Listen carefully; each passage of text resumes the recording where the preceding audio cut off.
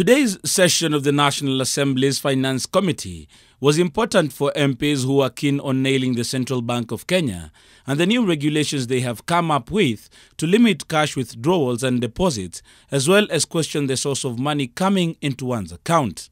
A session of Parliament last week, Thursday, seemed to suggest that MPs were against the new regulations and they would want them reviewed. And it is with this background that the CBK officials, led by the governor, appeared in Parliament to explain why the regulations should not be reversed. For us in Kenya, we remain vulnerable to risks from money laundering and the financing of terrorism.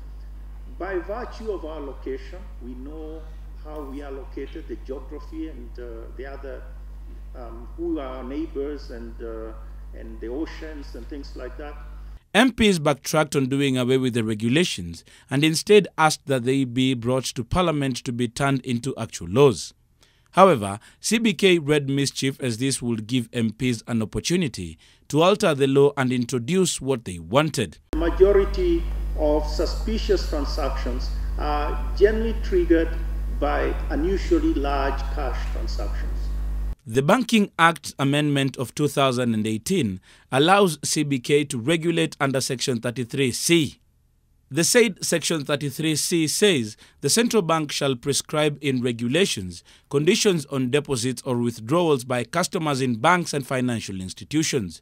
2. The central bank shall, within 30 days of coming into force of this act, prescribe regulations setting out conditions for deposits and withdrawals by customers in banks and financial institutions in accordance with the Statutory Instruments Act. And 3. For avoidance of doubt, no other person shall purport to make regulations required under this section, and any existing guidelines or regulations prescribing conditions on deposits or withdrawals by customers shall cease to be operational within 14 days of the coming into force of the regulations made under this section.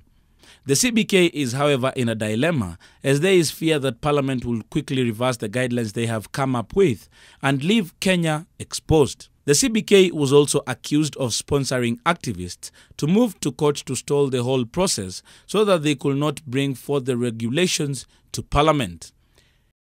The leader of majority has voiced opposition to the regulations, arguing that they curtail liquidity. So, the moment, you curtail the circulation of cash, then you suffocate liquidity within even the banking sector. The two institutions, that is the Central Bank of Kenya and the National Assembly, seem not to be trusting each other on this particular matter, as the National Assembly insists that these regulations that the CBK has passed should be brought before Parliament to be adopted into law. But the CBK seems to believe that the moment that they table these regulations will be the beginning of mutilating them. Kennedy Mureithi, NTV at National Assembly.